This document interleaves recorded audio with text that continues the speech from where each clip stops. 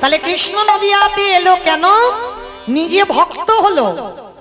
ভালো করে বিচার করেন, মা তিনি তো নিজে কৃষ্ণ, চার যুগে ভগবানই তো কৃষ্ণ, কলিযুগের নিমাই।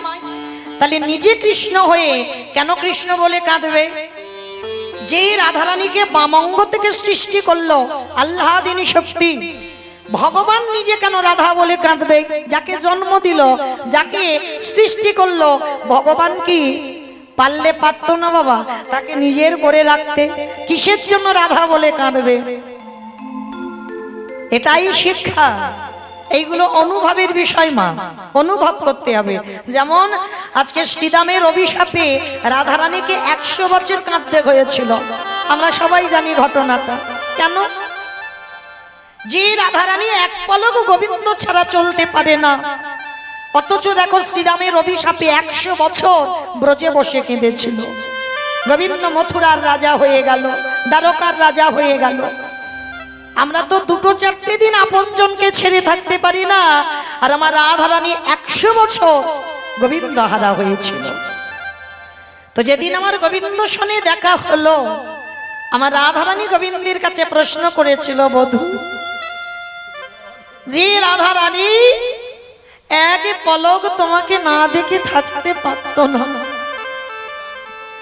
যে রাধারানী কলসিতে জল ভর্তি তবু জল ফেলে জল আনতে যায়, বলো না বধূ বিশ্ব ব্রহ্মাণ্ডে যা যা কিছু ঘটে সবই তো তোমার চিত্রপটে। এই ব্রহ্মাণ্ডে যা যা কিছু হয় সবই তো তোমার ইচ্ছাতে হয়।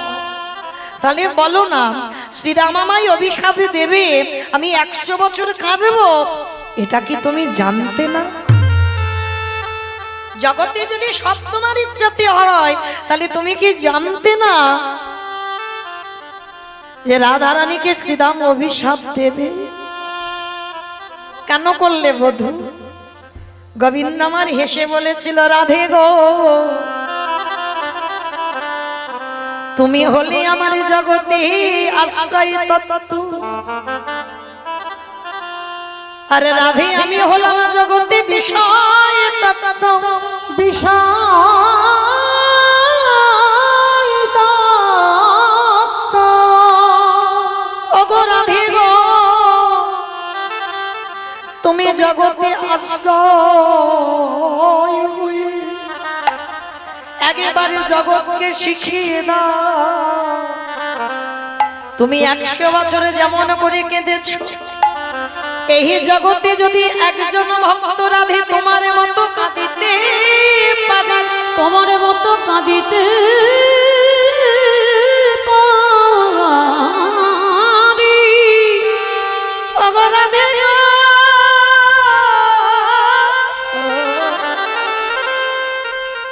তুমি বোধহয় জানো না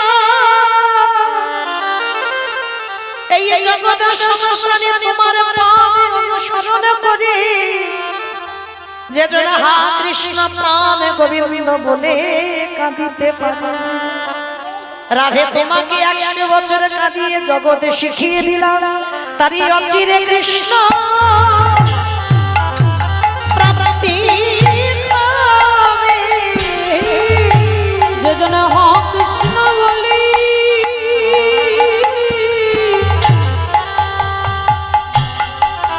কাঁদিতে পারবে,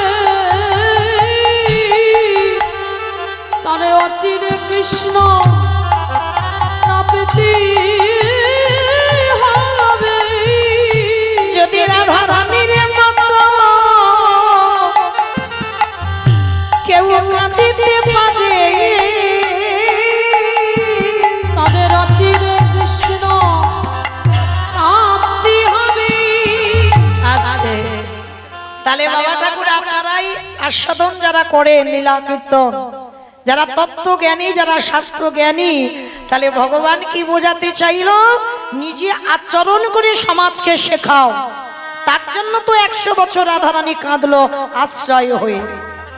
চৈতন্য মহাপ্রভু নিজে ভক্ত হবে অঙ্গীকার করে নদিয়ায় এসেছিল, নবদ্বীপের মাটিতে। আমি ভক্ত অঙ্গীকার নিয়ে আমি নিজে কৃষ্ণ বলে কাঁদব। আমি নিজে রাধা বলে কাঁদব। আচ্ছা মা, একটা 24 বছরের ছেলে 60 বছরের মায়ের পা ধরতে পারে, এতে অসুবিধা নাই। একটা 24 বছরের ছেলে 80 বছরের বাবার পায়ে ধরতেই পারে, এতেও অসুবিধা নাই। কিন্তু যিনি বিশ্বের স্রষ্টা মালিক ভগবান, তিনি ধুলায় গড়াগড়ি দিয়ে বলবে কেন তোরা কৃষ্ণ বল? ভগবান হয়ে ধুলা মাখবে কেন? ভগবান এই ধুলাটা কেন মেখেছে জানো মা? এই প্রশ্নের উত্তরটা পেতে গেলে একটু গোলক বৃন্দাবন যেতে হবে। ওই গোলক বৃন্দাবনে শ্রীমতী রাধারানী অষ্টসখীর সঙ্গে নিয়ে বসে আছেন। ভালো করে শুনবেন মা, মন দিয়ে। লীলাপালা তো সবার জানা, তাই না? আমার থেকে আপনারা বেশি জানেন। তাহলে মানে লীলা লীলা গাইতে হবে, পালা নয়। একটা সারা হয়েছে, একটা বাকি আছে। তাহলে মনে করো মা, এই ভগবান হয়ে ধুলা মাগলো কেন? গোলক বৃন্দাবনে শ্রীমতী রাধারানী যেদিন অষ্টসখীর সঙ্গে নিয়ে বসে আছেন, প্রাণ গোবিন্দ আমার রাধা চরণতলে গিয়ে বলছে, রাধে ও রাধে, তোমার সঙ্গে আমার কিছু কথা ছিল। বেশ, বলো বধূ, কি কথা? আচ্ছা রাধে, এই জগতে হাজার হাজার ভক্ত আছে, লাখ লাখ ভক্ত আছে, কোটি কোটি ভক্ত আছে, ভক্তির অভাব নয়। কিন্তু রাধে, এই যে লাখ লাখ কোটি কোটি ভক্ত আমাকে পাওয়ার জন্য কাঁদে, কিন্তু জানো রাধে, আমি তাদের হাজার হাজার ডাকে একবারের জন্য সাড়া দিই না। কিন্তু রাধে গো, তুমি তোমার 8 জন সখী যদি একবার প্রাণ বধূ বলে ডাকো, আমি ভগবান হয়ে পৃথিবীর যে প্রান্তে থাকি না কেন, আমি তৎক্ষণাৎ আমি তোমার চরণে হাজির আছি। তাহলে বলতে পারো রাধে, জগতের ভক্তরা আমায় ডাকে, আমি তাদের ডাকে যাই না। আর তুমি আর তোমার 8 জন সখী একবারে যদি কৃষ্ণ বলো, আমি মন্ত্রপুত ফণির মতো, মণিহারা ফণির মতো আমি পাগল হয়ে রাধে তোমার কাছে কেন আসি? রাধারানী শুনে হাসছে আর বলছে, বধূ বুঝবে না, কারণ সে বোঝার শক্তি তোমার এখন হয়নি, সে বোঝার ক্ষমতা তোমার এখন হয়নি। বলি রাধে, তুমি বলো কি? আমি এতে চাংশুকলা পুংস কৃষ্ণেস্তু ভগবান স্বয়ং, ভাগবতী শ্লোক। আমার মধ্যে ঐশ্বর্য বীর্য যশ শ্রী জ্ঞান বৈরাগ্য ষড়ৈশ্বর্যপূর্ণ ভগবান। আমি 16 কলাই পরিপূর্ণ, অনিমা মহিমা প্রাপ্তি প্রকম্মা লঘিমা ঈপ্সিতা কামাবসিতা স্থিতি ঐশ্বর্য বীর্য যশ শ্রী জ্ঞান বৈরাগ্য লীলা কৃপা। আমি 16 কলাই পরিপূর্ণ, আমি 64 গুণাধিপতি কৃষ্ণ। আর আমি কিনা তোমাদের মতো 4 আঙ্গুল নারীর কথা বুঝবো না? রাধারানী হেসে বলছে, বধূ দেখতে মনে হচ্ছে আমরা 4 আঙ্গুল নারী, কিন্তু আমরা 4 আঙ্গুল নারী নয়। তুমি 16 কলাই পূর্ণ, ষড়ৈশ্বর্যপূর্ণ, 64 গুণাধিপতি কৃষ্ণ। তোমার মধ্যে সব আছে, কিন্তু তোমার মধ্যে একটা বস্তু নাই। রাধে, সেটা কি? বলে বধূ, তোমার মধ্যে। আচ্ছা বলো তো মা, ভগবান সব থেকে কাকে বেশি ভালোবাসে? সব থেকে কাকে বেশি ভালোবাসে? ভালো ভালো ভালো, ভক্তকে। বাহ, ভক্তকে। ভগবানের সব থেকে প্রিয় সম্পদ ভক্ত। কেন ভক্ত প্রিয় সম্পদ হলো? কেন প্রিয়? প্রথমে বলেছি বাবা, অনুভব চাই, শুধু কাহিনী শুনলে হবে না। ভক্ত যে ভগবানের প্রিয়, কেন প্রিয় হলো? কারণ যে সম্পত্তিটা ভক্তির আছে, সেই সম্পত্তি আমার ভগবানের না। যে সম্পত্তি ভক্তির কাছে আছে,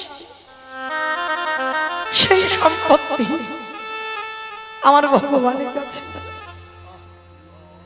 রাধারানীর কথা শুনে বলছে, রাধে তুমি বলো কি আমার কাছে নেই? বলে না। বলে তুমি খবর রেখেছো আমি 64টা গুণ আমার মধ্যে আছে, যেটা নারায়ণের নাই, যেটা রামচন্দ্রের নাই, সেটা আমি ভগবান কৃষ্ণ আমার 4টে বেশি আছে। আর তুমি কিনা বলছো আমার মধ্যে একটা গুণ নাই, সেটা কি? বলে বধূ তুমি ভগবান হয়েছো, তুমি প্রেমী, কিন্তু তোমার মধ্যে ভক্তি নাই।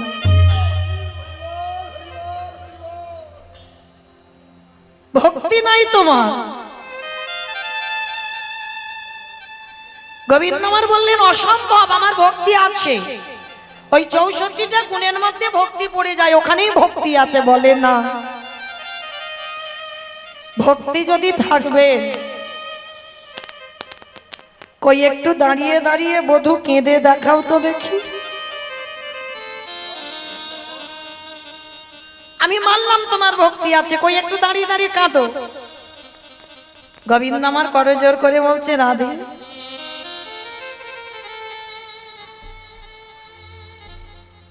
আমি তো কোনোদিন গুরু ধরে কাঁদতে শিখিনি, আমি তো জানি না কি করে কাঁদতে হয়। তাহলে আমি গুরু ধরি কাঁদবার জন্য, তাহলে শিখবো। রাধারানী বললেন, বধূকে কাঁদতে গেলে গুরু লাগে না, হৃদয়ে যার যার ভক্তি আছে সে আপনি থেকে দাঁড়িয়ে কাঁদতে পারে। রাধে তার মানে তুমি বলতে চাইছো আমার মধ্যে ভক্তি নাই? বলে না। আচ্ছা রাধে ঠিক আছে, আমি তোমার কথা বিশ্বাস করলাম, এবার তো বলে দাও কোথায় গেলে আমি ভক্তি পাবো? আমি তোমার কথা শিরোধার্য, বলো আমি কোথায় গেলে ভক্তি পাবো? যাবে? আমি যেখানে যেতে বলবো তুমি পারবে তো যেতে? বলে হ্যাঁ, কেন পারবো না? বলো রাধে কোথায় যেতে হবে? যাও, জগতে যদি পেয়ে যাও নিষ্কিঞ্চন বৈষ্ণব। সাজা নয় বাবা, এ জগৎটাই সাজায় ভরপুর। গোটা সমাজটা বাবা অভিনয়, গোটা সমাজে বাবা সাজা বৈষ্ণব লাখো লাখো পাওয়া যাবে, তার মধ্যে পাবে একজন নিষ্কিঞ্চন বৈষ্ণব। রাধারানী একবারও বলেনি যে শুধু বৈষ্ণবের পায়ে ধরো, নিষ্কিঞ্চন বৈষ্ণব কাকে বলবে? ত্রিনাদপি শনিচন তরিব সহিষ্ণু না অমানিনা মানদেন কীর্তনীয় সদা।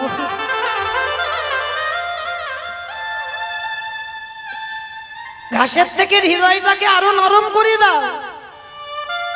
এই যে বৃষ্টি হয়ে গেল, দেখো গাছ দাঁড়িয়ে আছে, গাছ একবারও বলেনি তোমরা মাথায় ছাতা ধরেছো, আমার মাথায় একটু ছাতা দাও। মাঝে মাঝে কত রোদ, গাছ ওই গরমে দাঁড়িয়ে আছে, ওই রোদে দাঁড়িয়ে আছে, গাছ বলে না আমাকে একটু এসি লাগিয়ে দাও, একটু পাখা লাগিয়ে দাও, কারণ আমি তো তোমাদের কত কত অক্সিজেন দিচ্ছি। গাছ কোনোদিন অহংকার করে না বাবা যে আমি তোমাদের এত কিছু দিচ্ছি, যেটার জন্য তোমরা বেঁচে আছো, তবু তোমরা মূর্খ জীব আমার ডালপালাগুলো কেটে দিচ্ছ, ছিটে দিচ্ছ। বৈষ্ণবে যে হবে তার এইভাবে সহিষ্ণুতা অর্জন করতে হবে। হাজার কটু কথা বলবে, হাজার কলঙ্ক রটবে, হাজার কটু ভাষা বলবে, তবু বাবা তোমাকে দাঁড়িয়ে থাকতে হবে। কেন? আমার তো পরিচয় জগতে কেউ কারোর নয়, আমার একটাই পরিচয়, আমি হলাম কৃষ্ণ চরণের দাস। রাধে গো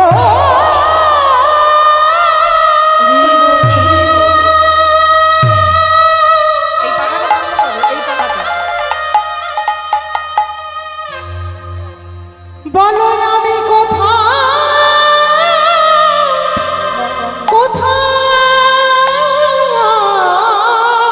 গেলে শুদ্ধ ভক্ত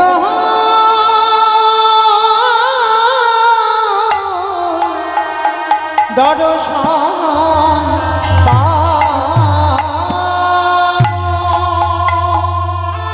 রাধে একেবারে বলে দাও, এই জগতে নিষ্কিঞ্চন বৈষ্ণব আমি কোথায় পাবো? যাবে ভগবান কৃষ্ণ ভক্ত খুঁজবার জন্য সারা বৃন্দাবন ঘুরছে, প্রকৃত বৈষ্ণব পাচ্ছে না। আর যখন প্রকৃত বৈষ্ণব পাচ্ছে না, ভগবান কি করেছে, একটা জায়গায় দাঁড়িয়েছে বাবা, যে জায়গাটার নাম হলো হস্তিনাপুর। অমাইরা নাম শুনেছেন হস্তিনাপুর? কিসে শুনেছেন? মহাভারত। মহাভারতে হস্তিনাপুর কুরুপক্ষে ছিলেন পিতামহ ভীষ্ম, আর পাণ্ডব পক্ষে ছিলেন ভগবান কৃষ্ণ। যখন কুরুক্ষেত্রের মাঠে যুদ্ধ হচ্ছে, দুর্যোধনের সৈনিকরা বারবার মরে যাচ্ছে একটা একটা করে প্রতিদিন যুদ্ধে।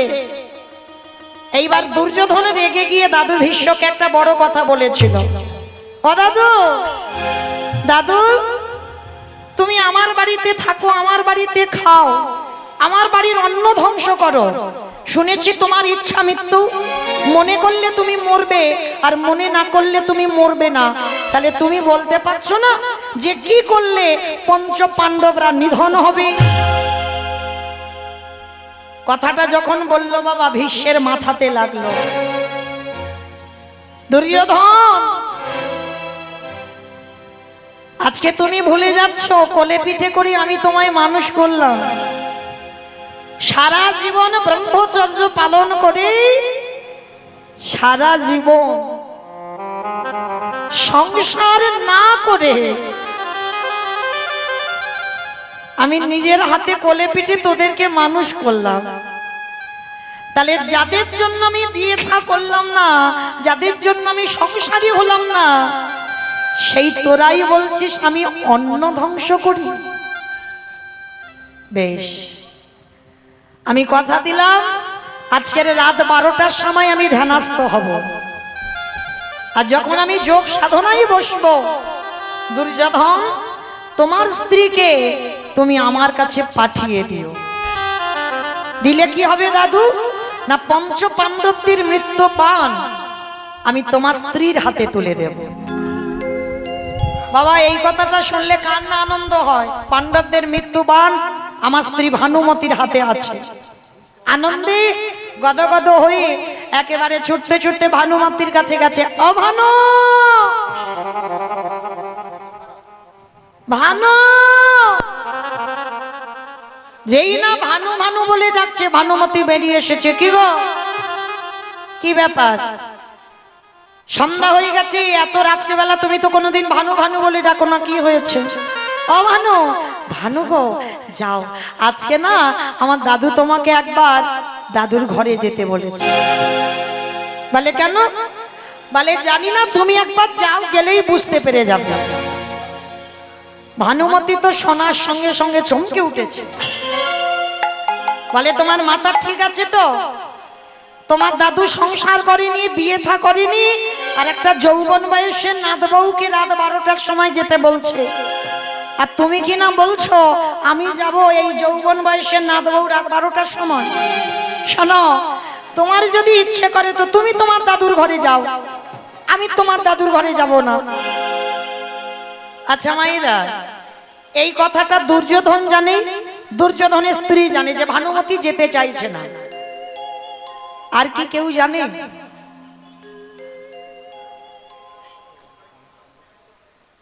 সবার চোখে ধুলো দেওয়া যায়, একজনের চোখে তো অসম্ভব। যে বেটা ওই মন্দিরের ভিতরে বাঁশিটা বাজাচ্ছে, সোজা না, সবাইকে দর্শন করছি কি করে দেখি হরি মঞ্চে বসে। কে আন ভাবনায় ডুবে আছে, কে কীর্তনে ডুবে আছে, কে হেসে গেল, কে কেঁদে গেল, কে গল্প করে গেল, সবটা ভগবানের হিসাব। তো এইবার যেই না রাত 11টা বাজে, 12টায় ধ্যানস্থ হবে, আশীর্বাদটা 12টায় দেবে, গভীর রাত্রিবেলা। আর ভানুমতি জেদ ধরে বসেছে আমি যাব না, ওই আইবুড়ো দাদুর ঘরে রাত 12টার সময় যৌবন বয়সের নাত বউ যাব না, তুমি যাও। কিছুতে তো ভানুমতিকে বোঝাতে পারছে না, আর সেই সুযোগে ভগবান মনে মনে ভাবছে আমাকে একটা কাজ গোছাতে হবে। ভগবানের মতো চাতুরালী বাবা আর কেউ জানে কি গো? চালাকিটা অপরাধ, চাতুরালীটা না। ভগবান সর্বদা ভক্তের সঙ্গে চাতুরালী করে, চালাকি করে না। চালাকিটা অপরাধের মধ্যে পড়বে বাবা, চাতুরালীটা অপরাধ নয়। এইবার যেই না ভগবান কৃষ্ণ রাত 12টায় যেতে হবে, এখন বাজে রাত 11টা, আর 11টার সময় ভগবান গিয়ে দাঁড়িয়েছে সখীর দরজায়। বাবা মহাভারতে কৃষ্ণ কাকে সখী বলতো? দ্রৌপদী। আর আমার কৃষ্ণ, কৃষ্ণকে দ্রৌপদী সখা বলে ডাকতো। রাত 11টা বাজে ভগবান গিয়ে সখীর দরজায় ধাক্কা দিচ্ছে, সখী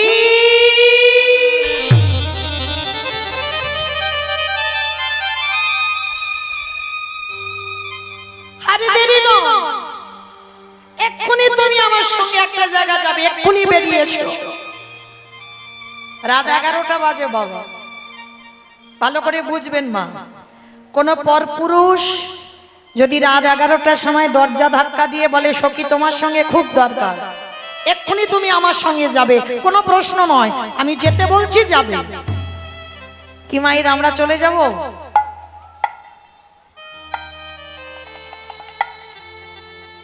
আমাদের কৈফিয়ত নেব না, এত রাত্রিবেলা কেন এসেছো, কি জন্য এসেছো, কেন যাব তোমার সঙ্গে, কত কৈফিয়ত। কিন্তু এটা জড় জগতের কৈফিয়ত। আপনারা কৈফিয়ত নেবেন, আমরা কৈফিয়ত নেব, কিন্তু দ্রৌপদী যে তত্ত্ব বুঝেছে সেই তত্ত্ব আমরা এখনো বুঝতে পারছি। যে নারীর 5-5টা স্বামী ছিল থাকা সত্ত্বেও যখন কৃষ্ণ দয়াময় দরজায় রাত 11টায় ধাক্কা দিয়ে ডাকছে সখী উঠে এসো, দ্রৌপদী পঞ্চস্বামীর চরণ ছেড়ে দিয়ে দরজায় এসে দাঁড়িয়ে গেল। মিলিয়ে দেখেন মা, যদি আমার ওই ছেলেটা একবার দরজায় দাঁড়িয়ে ডাক দেয়, আমি মৌমিতা বলতে পারবো আমার বাড়িতে ছেলেটা আছে, বাবা মা আছে, শ্বশুর শাশুড়ি আছে, তাদেরকে দেখবো, তারপরে তোমার ডাকে যাব। এই যে দুপুরবেলা এসেছেন, অনেকে তো ছেলে মেয়েরা হয়তো স্কুলে গেছে বা হয়তো টিউশনিতে গেছে, বাড়িতে আছে, হয়তো বিকালবেলা আসবে, কিন্তু বিকালবেলা যে তাদেরকে দেখতে পাবে এই গ্যারান্টিটা কেউ দিতে পারবো বাবা? একবার যদি ঘরের মালিক এসে ডাক দেয় দুপুর 12টা, বিকালে 4টে, রাত 10টা, যে কোনো টাইমে যদি ঘরের মালিক ডাক দেয়, কে বলো বন্ধু, এই ঘরের মালিক যদি একবারে ডাক দেয়, কে বলো বন্ধু, কে বলো বান্ধব, সকল মায়া ছিন্ন করে তারে চলে যেতে হবে। আমার ভগবান নিতাই গৌর প্রেমানন্দে হরি বল, হরি বল।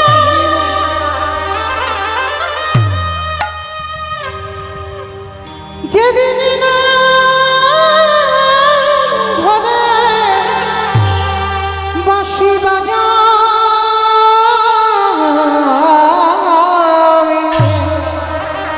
হরি বল। কে বলে বন্ধু, কে বলে বান্ধব, সকলে ছেড়ে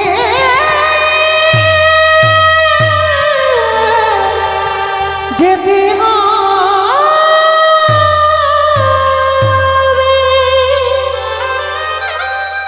যতই আপনে আপন করে বসে থাকো না কেন, ভালো করে মন দিয়ে শুনে নাও মা, আপনে আপন করেছ জানে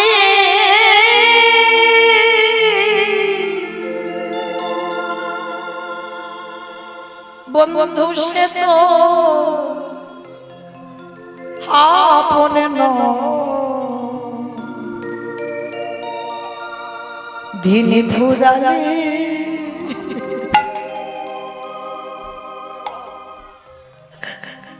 বুঝবে তখন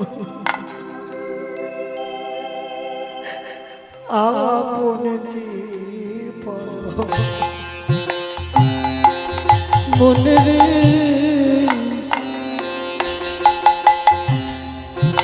আপন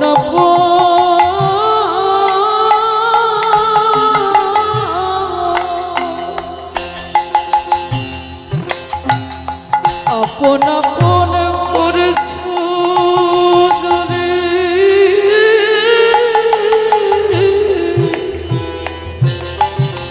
কেউ জগতে নয় সে তো আপন না সময় দাদা কৃষ্ণ চন্দ্র দিন পুরলে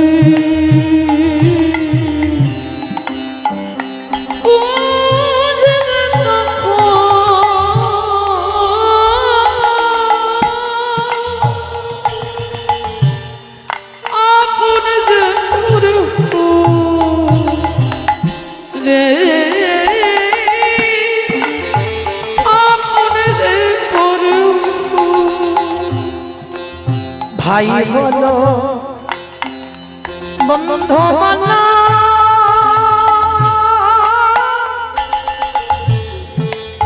কেউ তো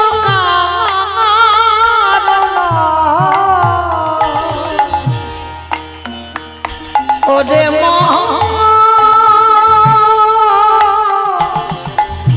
কেউ তো কারণ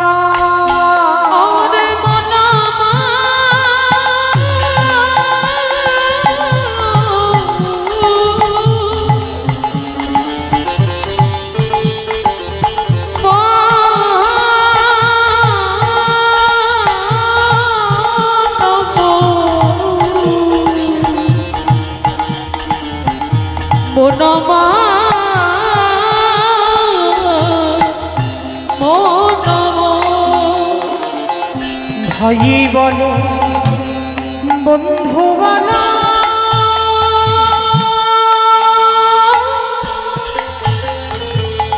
কেউ তো কারো নয় ওরে মহা কেউ তো কারো নয় দু চার দিনের দেখা দু চার দিনে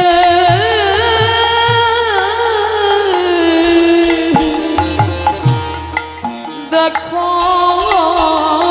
শোনো ওগো পথের পরিচয়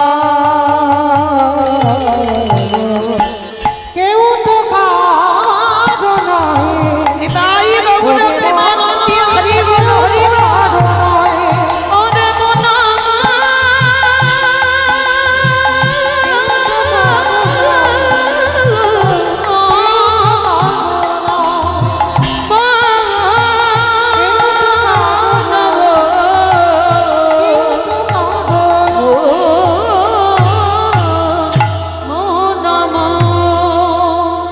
রাত 11টা বাজে ভগবান কৃষ্ণ ডাকছে সখী আর দেরি নয় এক্ষুনি আমার সঙ্গে এক জায়গা যেতে হবে ভগবান দ্রৌপদীর হাতটা ধরেছে নিয়ে যাচ্ছে তবে শোনো আমি তোমাকে পাঠাচ্ছি আমার নাম বলবে না আর তুমি যে গলায় কথা বলবে তুমি দ্রৌপদীর গলায় নয় তুমি ভানুমতির গলায় কথা বলবে চলো বলে সখা যাবো কোথায় বলে দাদু ভীষ্ম ধ্যানস্থ আছে আশীর্বাদটা নিয়ে আসবে ঠিক আছে চলো তাহলে যাই এইবার ভগবান কি করেছে হাত ধরে নিয়ে যাচ্ছে দ্রৌপদীকে টানতে টানতে আর ওই দেখবেন বাবা পাকা জায়গাতে যদি হেঁটে কেউ যায় একটা আওয়াজ হয় না খট খট খট আওয়াজ হচ্ছে ভগবান বলছে সখী তোমার জুতো জোড়া একটু দরজায় খুলে দাও, খুলে তুমি খালি পায়ে যাও। ঠিক আছে সখা, তুমি যখন বলছো আমি জুতো জোড়া খুলে দিচ্ছি, তবে শোনো, আমার জুতো দুটো এখানে রইলো, তুমি দেখে রেখো আমার জুতো দুটো যেন কেউ নিয়ে চলে না যায়। কেমন? তুমি আমার জুতো দুটো মনে এখানে বসে থেকো। চমকে উঠলো ভগবান, এ কত বড় ভক্ত, এ কেমন প্রেম, এ কেমন ভালোবাসা, যে আজকের আমার কাছে জুতোর দায়িত্ব, এটা সম্ভব? হরি বল। দ্রৌপদী ঘরে প্রবেশ করেছে, ভগবান মনে মনে করছে আমার রাধারানী তো আমার কাছে বলেছিল যে প্রকৃত ভক্তের চরণ ধরতে হবে। যাই একবার দ্রৌপদীর পদধূলাটা নিয়ে দেখি যদি ভক্তি আসে, জানি না তো, একবার পরীক্ষা করে দেখা যায়। দ্রৌপদী ঘরের ভিতরে আছি, ভগবান আমার ওই দ্রৌপদীর জুতো জোড়া হাতে লয়ে মনে মনে করল রাধে মা,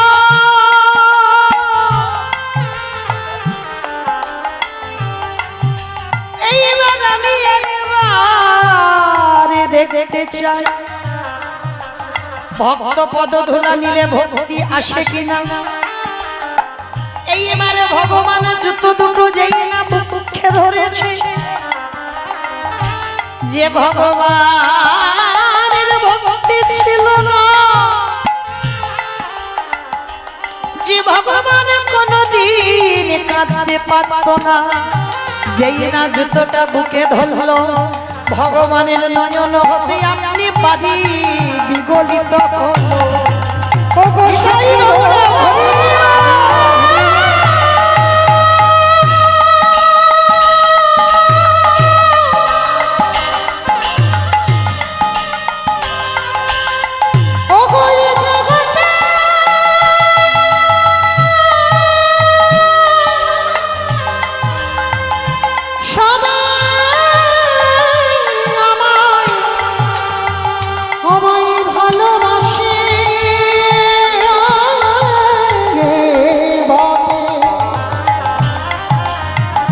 কিন্তু তোমার মতো করে প্রেম দিয়ে আমায় তো কেউ ভালো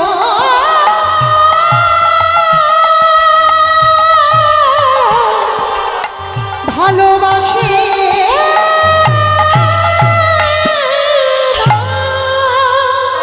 যেই না ভগবান বক্ষে জুতোটা ধরলো, জুতোর তলায় যে ধুলো ছিল, কৃষ্ণের চোখের জলে পক্ষ কাদা হলো।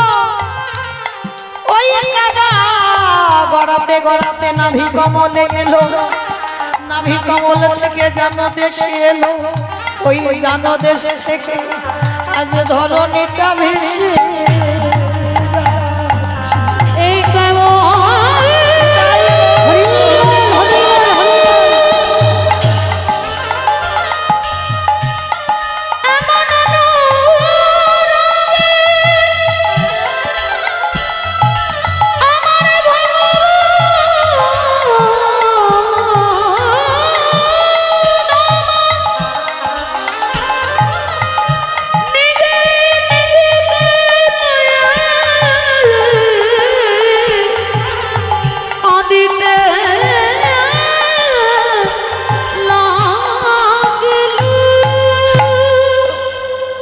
আমি ভক্ত বড়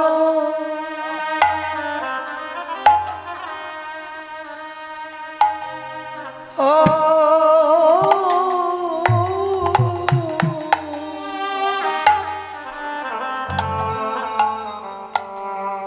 ভালো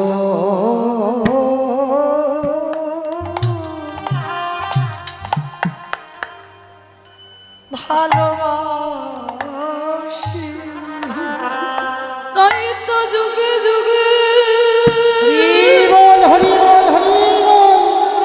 তাই গো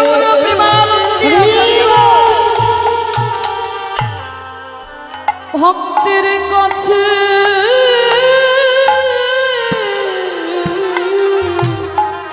আসি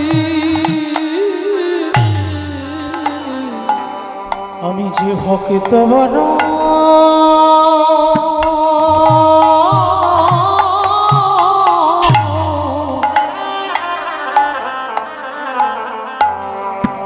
বড় ভালো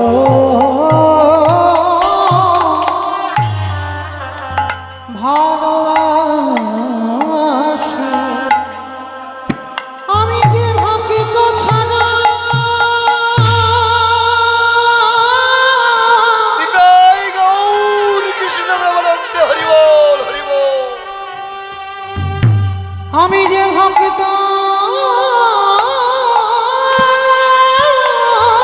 ছাড়া ভক্ত ছাড়া রহিতে নারী নিতাই গৌর প্রেমানন্দে হরি বল হরি বল হরি বল। আমি ভক্ত বড়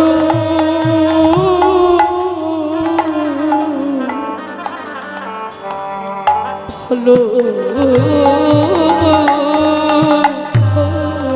যে জনে নয় নিতাই গৌর হরি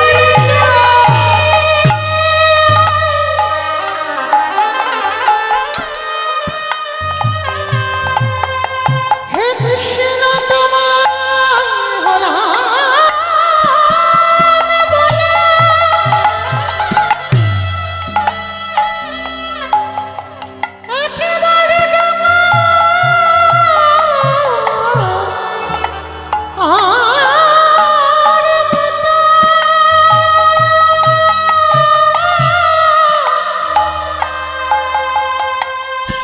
একেবারে মতো ঢুকিতে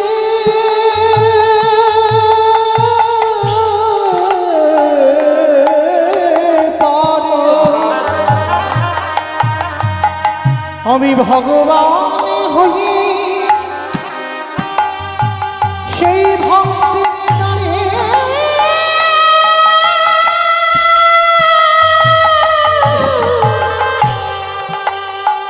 আমি যে বাধা পড়ে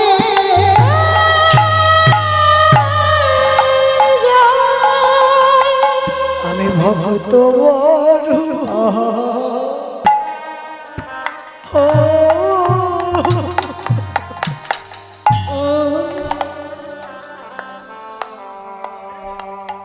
ভালো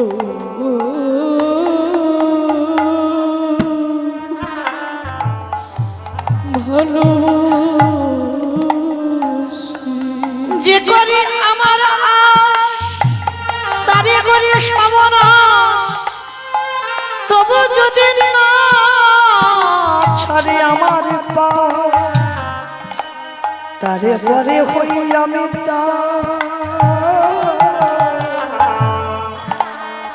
দাসান শুধু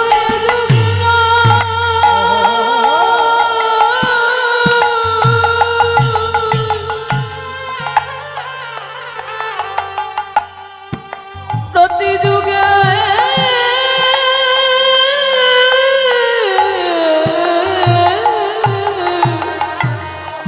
যুগে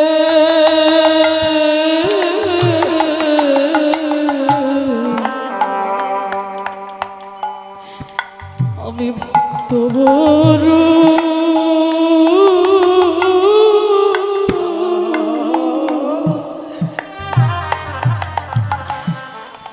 ভালো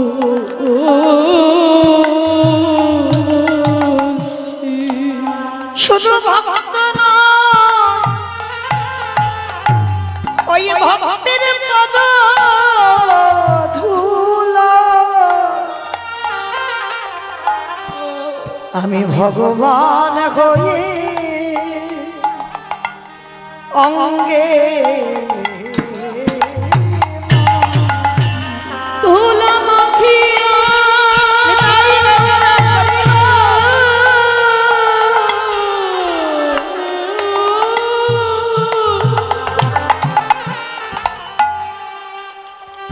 নয়ন জলে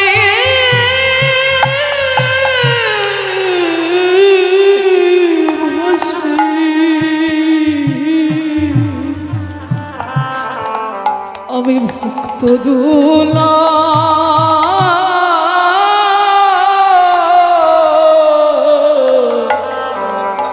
অঙ্গে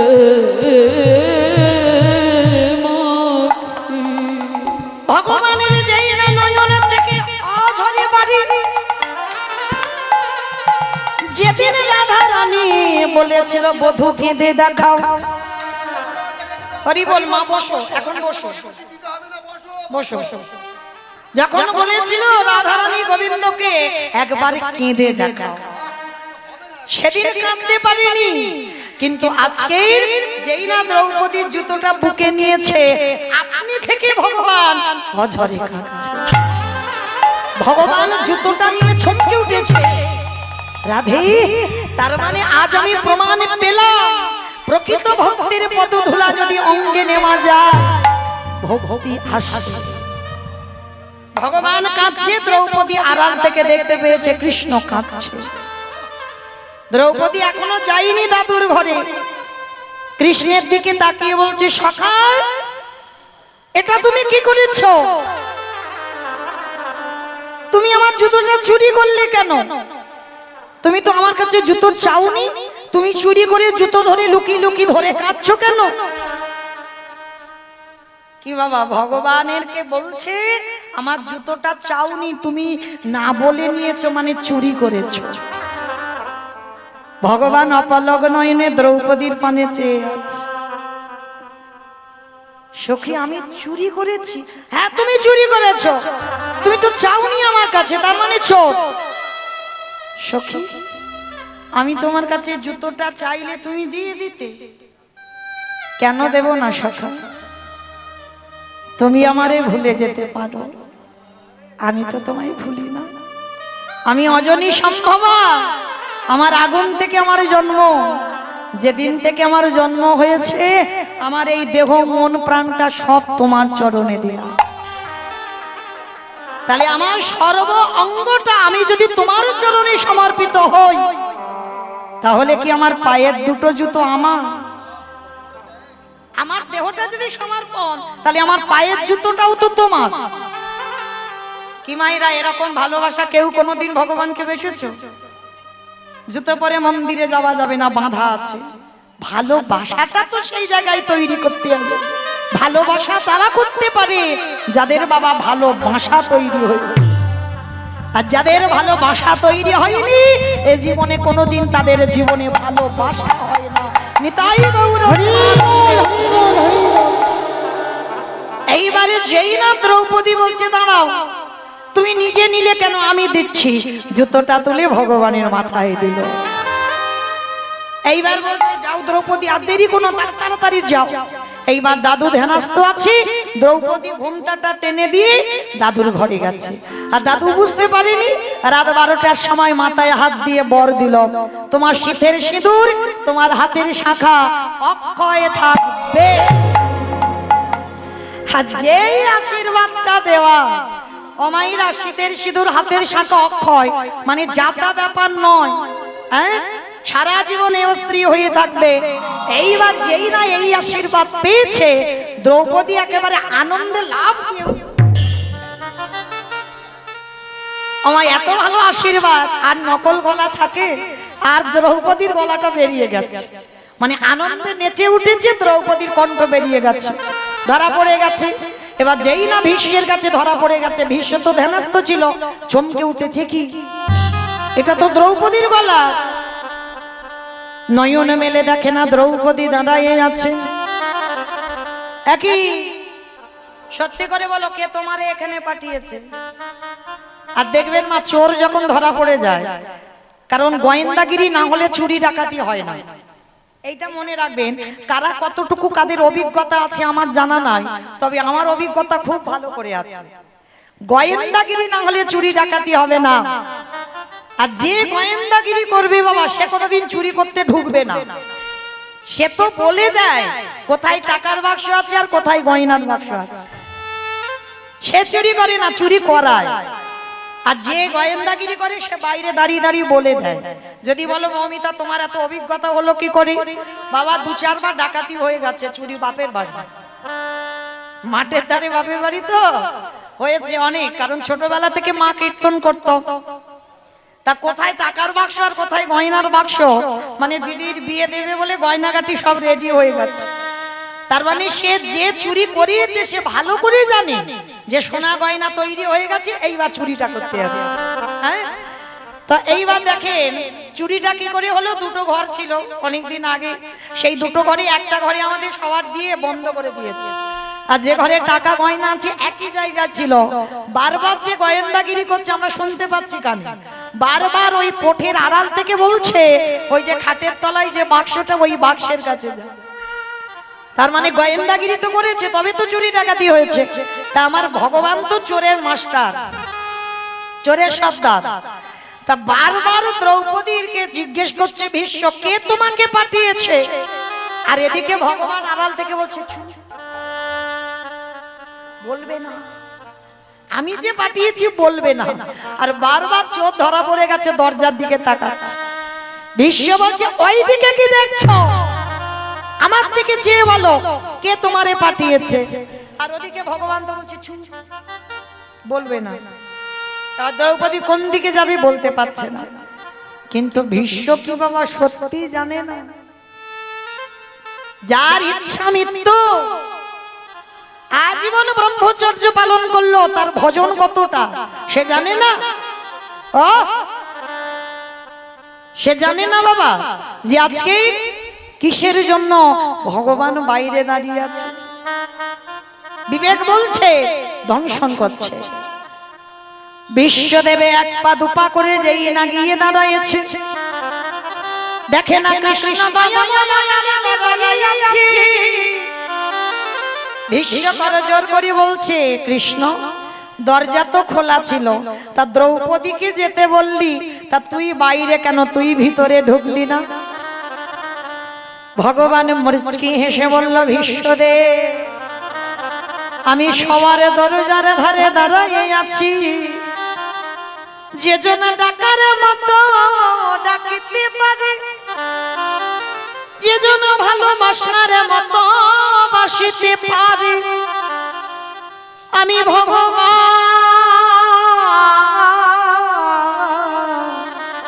হয়ে কি আর রহিতে পারি?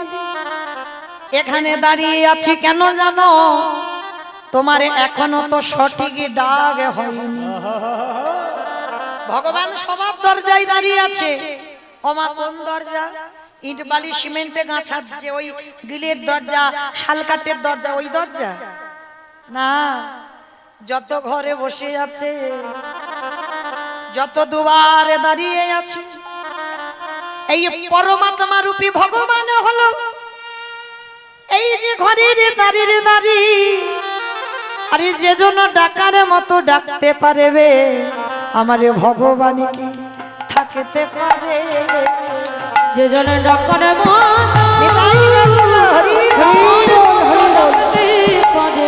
ভগবান কি থাকতে পারে? আস্তে এইবার যেই না ভীষ্ম বলছে কৃষ্ণ আসবি না, ঠিক আছে আজকের এখানে দাঁড়িয়ে আছিস থাক, কিন্তু কথা দে কৃষ্ণ যেদিন আমার নিদানের সময় হবে, 4 জনা বাঁশির দোলায় করে নিয়ে যাবে কৃষ্ণ রে, সেদিন এমনি করে দাঁড়ায়ে থাকবি, যেদিনই আমার নিদান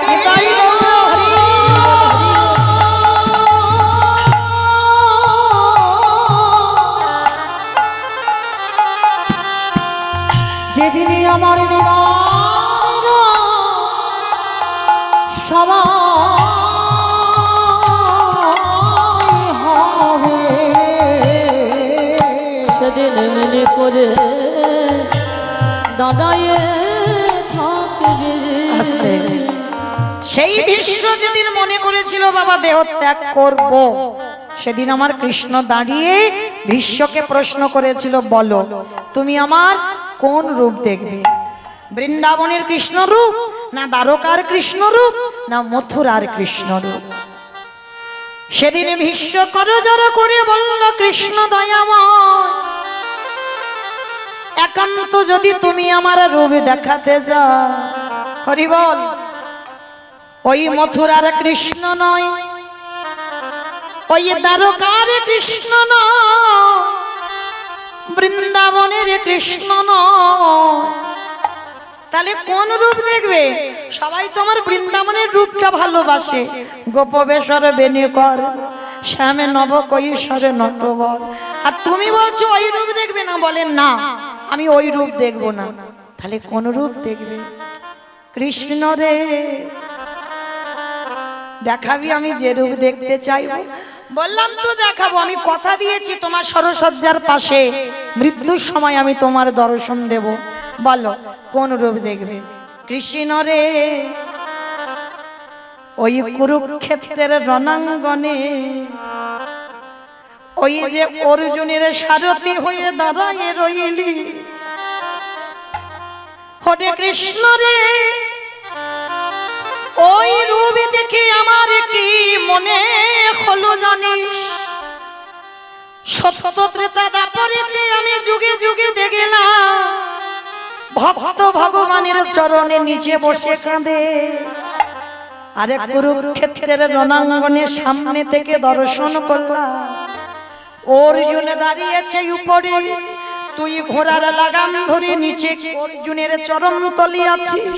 আমার দেখে কি অনুভব হলো জানিস? ওরে ভগবান ধরে ওরে ভক্তের পায়ে আমি ওই ও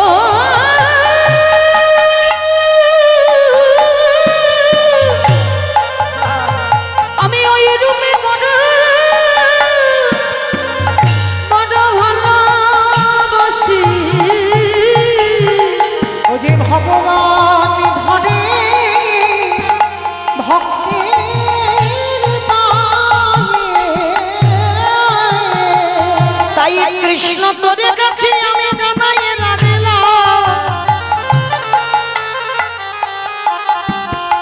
যদি দেখা দিতে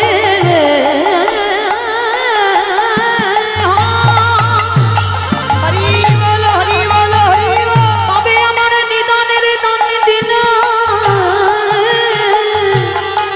একবার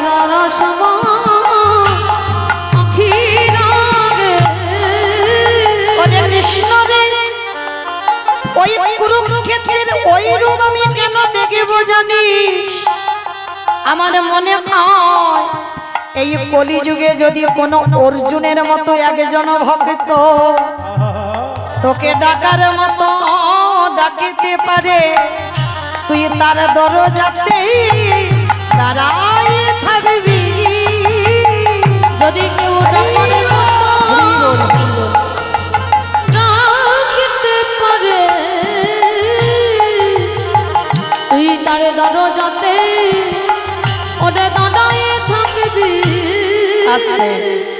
তাহলে সেই ভগবান আমার প্রমাণ পেয়ে গেল মা, প্রকৃত ভক্তির যদি পদধূলা নেওয়া যায়, ভক্তি আসবে আসবে আসবে। গোবিন্দ মা সারা বৃন্দাবন ঘুরেছে, বৈষ্ণব পাইনি, শেষে একটা বৈষ্ণবী পেয়েছে। অমাইরা বৈষ্ণবীটাকে আমি বলবো না, আপনারা বলবেন। বৈষ্ণবীটাকে জানো? আমি উদাহরণ দিই, পিছন থেকে চুরি করে পাত ধুলাটা নিয়েছিল কৃষ্ণ। যে কৃষ্ণ কাঁদেলে কাঁদে, যে কৃষ্ণ হাসলে সে গো হাসে, যারা কৃষ্ণ মায় জগৎ,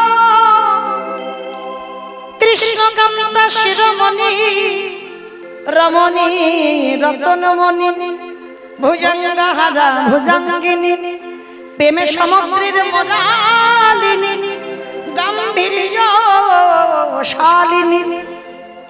আমার সে বৈষ্ণবীটা কে গো? বৈষ্ণবীটা কে?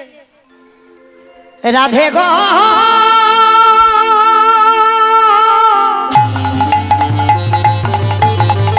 উলুধ্বনি,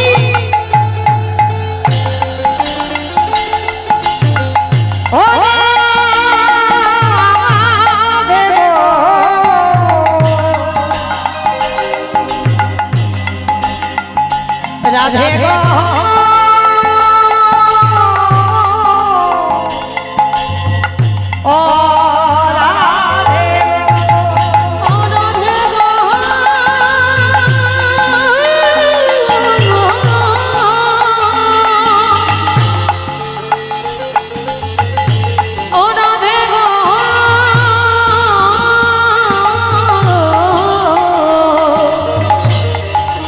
রাধে গো রাধে গো। আস্তে গোবিন্দ আমার বুঝতে পারিনি পিছন থেকে রাধারানী পাত ধুলাটা নিয়েছে, আর যেই না নিল আমার কি হয়েছে জানো, কালো ছিল ফর্সা হলো, কালো ছিল ফর্সা হলো, মূর্খ ছিল পণ্ডিত হলো, মূর্খ ছিল পণ্ডিত হলো, চোরে ছিল সাধু হলো, চোরে ছিল সাধু হলো, বাঁকা ছিল সোজা হলো। বাঁকা ছিল সোজা হলো। ভগবান মনে মনে ভাবছে হায় হায় হায় হায় হায়, একটা মেয়ের চরণ ধুলা নিয়ে আমার কত পরিবর্তন, এইবার যদি আমি হাজার বৈষ্ণবের পদধুলা পাই না জানি আমার কত পরিবর্তন হবে। তাই ভগবান লোভে পড়ে শ্রীরাধা পুণ্যয় মহিমা কৃদিশ বানৈব সত্য জনাদ্ভূত মধুরিমা কৃদিশ বা মোদীয় সৎকঞ্চস্য মদন ভাবত তত ভাবাদ্য সমজনী সচি গর্ভ সিন্ধু হরিন্দ গোবিন্দের গো আরে শ্রীমতী রাধারানীর রানী। হাজার বৈষ্ণব কোথায় পাবো, এই নদিয়াতে খোদাই হলো মুখে রাধা রাধা বলে এই নদিয়াতে এসে দাঁড়ালো। ও মাইরা, তাহলে আপনারা কত ভাগ্যবতী কত ভাগ্যবান, ব্রজ ছেড়ে দি হাজার হাজার ভক্ত পাবে বলে এই নদিয়ার মাটিতে এসেছে। আর এসে কি করলো, কেহ বলে পুরবীতি রাবণ বধিলা, কেহ বলে পুনবিতি আমা উলু কই, মাঠে মাঠে কেহ বলে পুরবীতি রাবণ বধিলা, কেহ বলে পুনবিতি আমার গণানি গুনা গুনা গুনা গণানি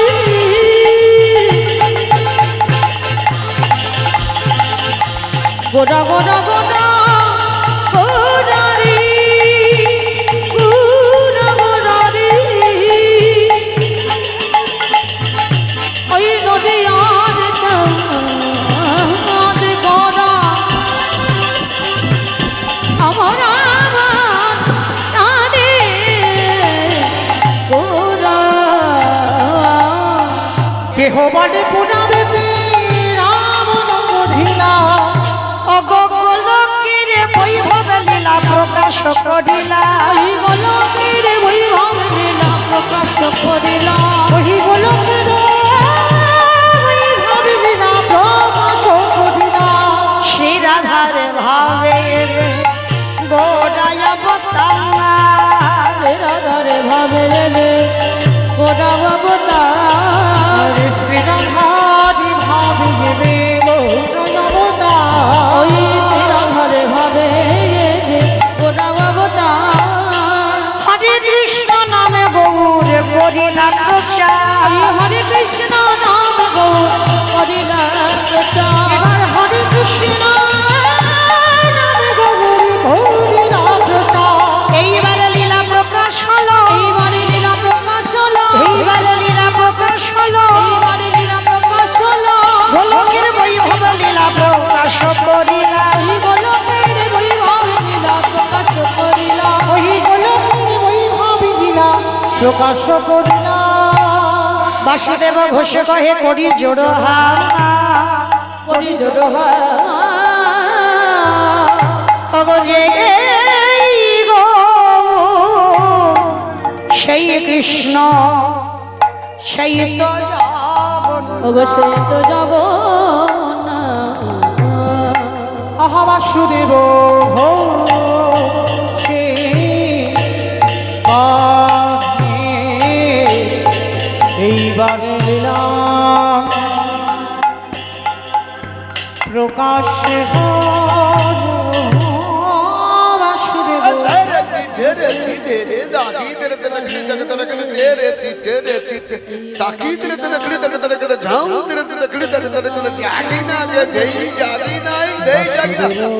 है ना देने टेके दादी तेरे तेरे तेरे तेरे तेरे तेरे देना देने टेके दादी तेरे तेरे तेरे तेरे तेरे जाऊं तेरे तेरे तेरे तेरे तेरे दादी दे जानी ना धा तेरे दादी तेरे कोता दादी तेरे कोता दादी तेरे कोता ले ताऊ तेरे तेरे तेरे तेरे कितना के जाऊं रे वो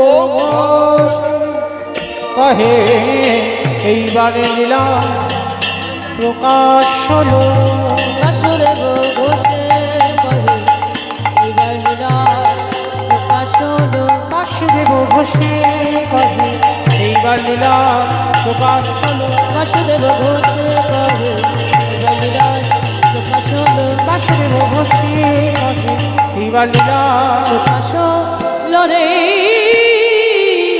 ও বাসুদেব ঘোষে